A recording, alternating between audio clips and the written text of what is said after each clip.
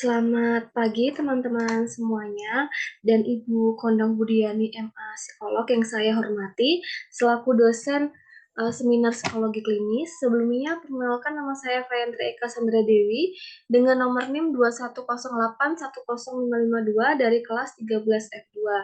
Nah, di sini saya akan menjelaskan terkait isi dari bab 1 saya di mana penelitian saya yang berjudul Dinamika Self-Forgiveness pada Pelaku Tindak Pidana Pembunuhan. Nah, tindak pidana pembunuhan yang terjadi di Indonesia ini memiliki berbagai macam kasus. Salah satunya adalah tindak pidana yang tidak memiliki rasa berperi kemanusiaan dan melanggar nilai-nilai kemanusiaan yang paling dasar, di mana tindak pidana ini adalah tindak pidana pembunuhan. Pembunuhan sendiri masuk ke dalam urutan pertama dengan jenis klasifikasi kejahatan terhadap nyawa. Nah, banyak kasus pembunuhan yang terjadi di Indonesia dengan berbagai macam alasan dan latar belakang sehingga menyebabkan pelaku melakukan pembunuhan baik dari pembunuhan yang direncanakan hingga yang sudah direncanakan oleh pelaku. Tindak pidana pembunuhan dalam KUHP merupakan kejahatan yang paling berat dan merupakan kejahatan dengan peringkat tertinggi dalam klasifikasi kejahatan internasional. Jadi, kejahatan pembunuhan ini tuh sudah masuk dalam klasifikasi kejahatan yang paling tinggi dalam tingkat internasional. Nah, dari data yang saya peroleh dari IMP Robin Nopsal Barreskrim Polri pada tahun 2019 hingga 2022, kasus pembunuhan itu mencapai 3.330 orang dan kasus pembunuhan terbanyak terjadi pada tahun 2021 yaitu mencapai 1.076 perkara. Nah, Lembaga Pemasyarakatan Kelas 2A Yogyakarta pada bulan Januari tahun 2024 itu terdapat 24 orang yang saat ini harus menjalani masa pidana karena kasus pembunuhan sehingga mereka harus menjalani masa tahanan sesuai dengan kategori kasus yang sudah ditetapkan. Jadi di kelas LPA kelas 2A Yogyakarta ini ada 24 orang yang terjangkit atau mengalami kasus sebagai pelaku pembunuhan, yang mana masa tahanan itu sesuai dengan kategori kasus, karena kategori kasus itu ada tingkat yang sedang, rendah, maupun tinggi. Nah, masa tahanan yang harus mereka jalani adalah akibat dari perbuatan yang telah melanggar hukum. Pelanggaran terhadap hukum merupakan suatu kesalahan yang memiliki beragam dampak bagi individu itu sendiri dan khususnya bagi korban.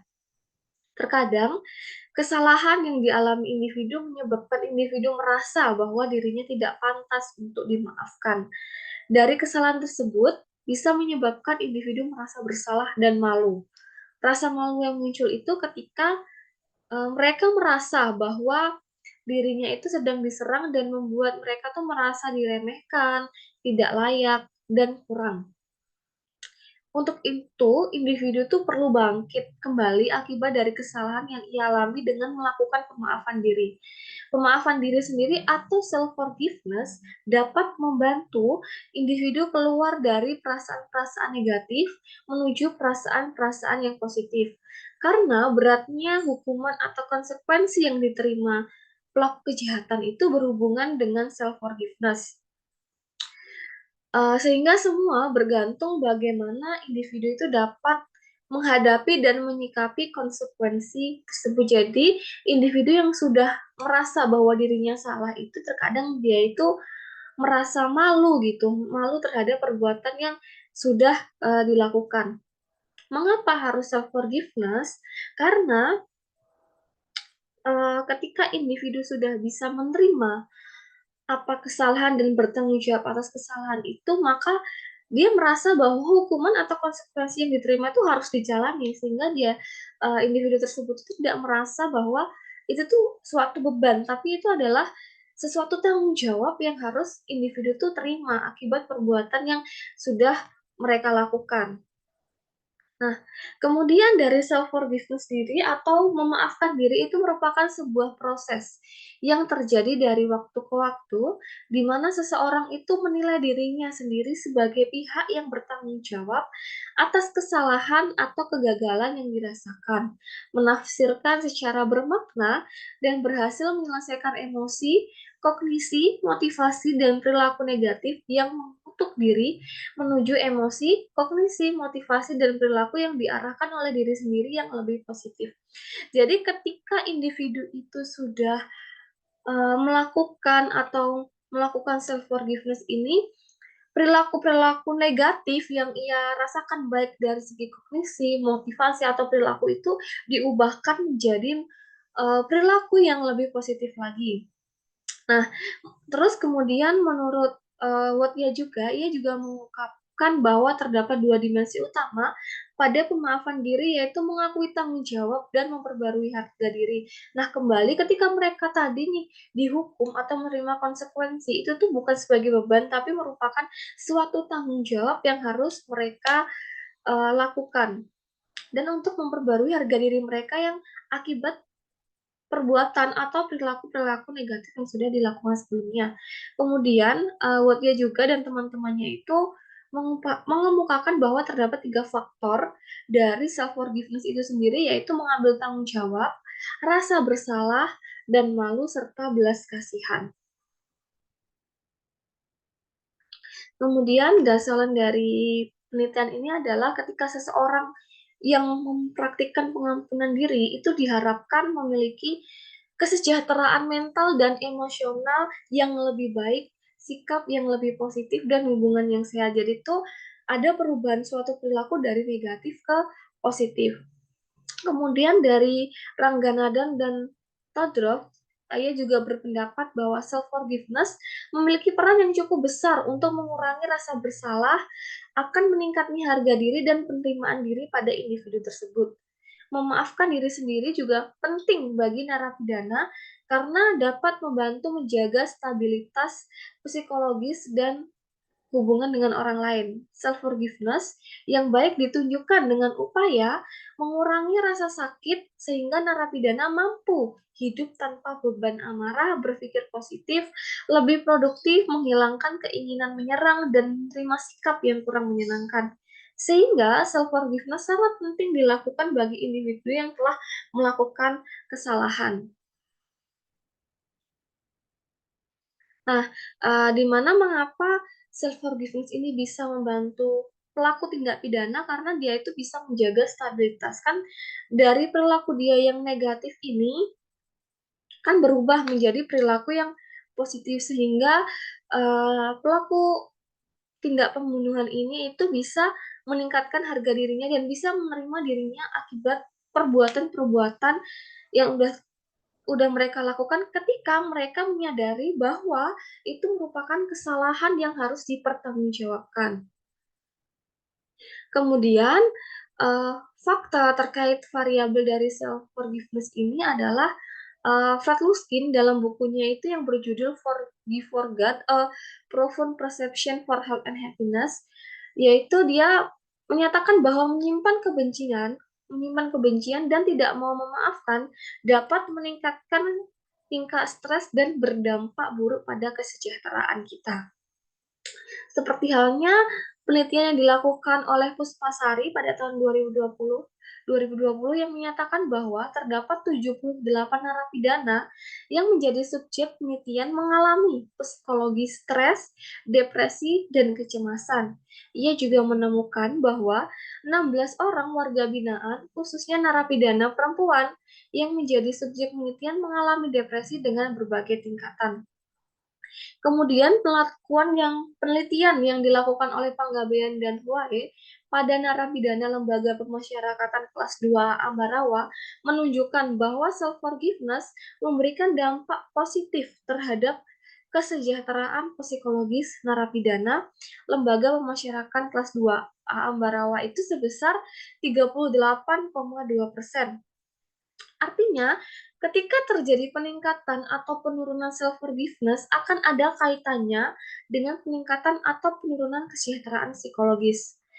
Pelaku yang telah memaafkan dirinya sendiri melaporkan lebih banyak konsekuensi positif dan lebih sedikit konsekuensi negatif yang bertahan lama dari pelanggarannya dibandingkan dengan pelanggar yang tidak memaafkan dirinya sendiri. Artinya di sini ketika individu mau memaafkan dirinya sendiri atau melakukan self forgiveness, dampak-dampak negatif itu jauh lebih berkurang karena perilaku yang ditunjukkan itu lebih mengarah kepada perilaku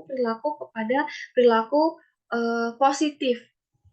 Nah, seperti ada penurunan stres, depresi, kecemasan karena dia sudah mengakui bahwa itu suatu kesalahannya.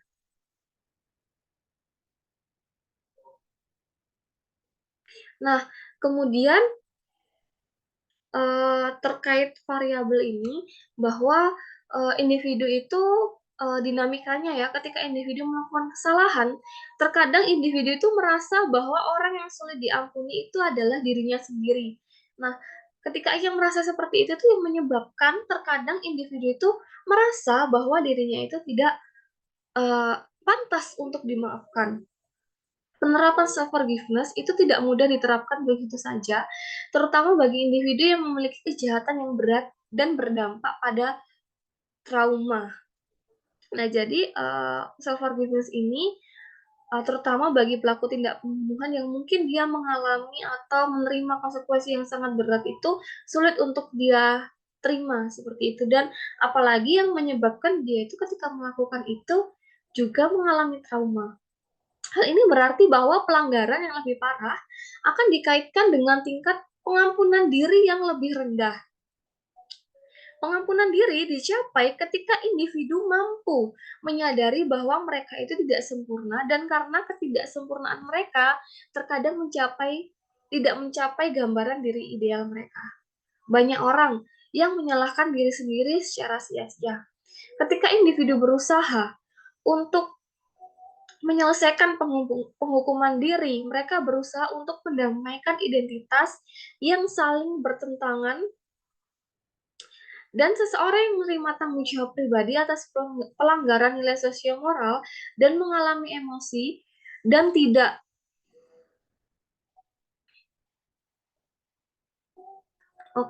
dan mengalami emosi yang tidak menyenangkan seperti rasa bersalah dan rasa malu serta seseorang yang berusaha untuk menerima diri sendiri melalui pelepasan emosi dan menyusahkan yang ditunjukkan kepada diri sendiri.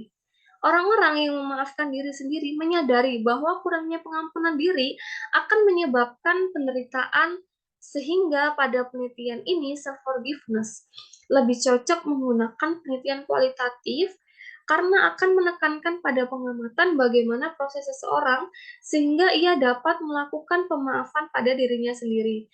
Untuk itu, diperlukan penggalian data secara mendalam agar dapat menggambarkan proses pemaafan diri itu sendiri. Jadi di sini, saya ingin melihat, bagaimana sih proses yang dialami seseorang ketika mereka sudah mengalami, self forgiveness, sudah melewati itu. Gejolak seperti apa aja yang mereka alami dan dampak apa yang mereka rasakan ketika self forgiveness itu berhasil mereka lakukan.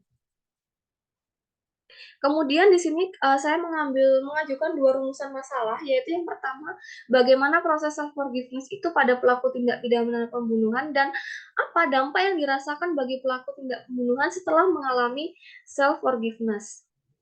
Nah, tujuan dari penelitian ini yaitu untuk mengetahui proses dari self forgiveness pelaku tindak pidana pembunuhan dan untuk mengetahui dampak pelaku tindak pidana pembunuhan yang mengalami self forgiveness. Kemudian ada 2 manfaat, yaitu yang pertama manfaat teoritis yang diharapkan dapat memberikan kontribusi bagi pengembangan ilmu psikologi khususnya terkait self forgiveness.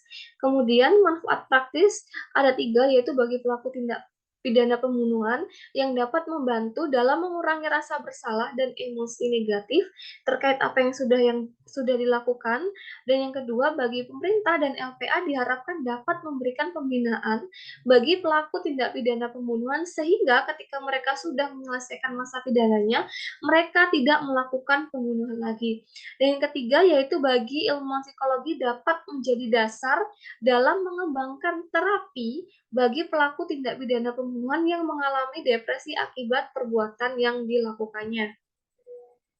Nah, ini adalah referensi atau daftar pustaka, beberapa daftar pustaka yang saya gunakan dalam, mengerjakan dari bab 1 ini. Oke, baik teman-teman dan Ibu, eee, ini adalah presentasi saya ucapkan banyak terima kasih apabila ada saran dan masukan, sangat saya terima karena saya sangat membutuhkan komentar, saran, dan kritik dari teman-teman dan Ibu semua. Dan sekian presentasi dari saya ucapkan terima kasih.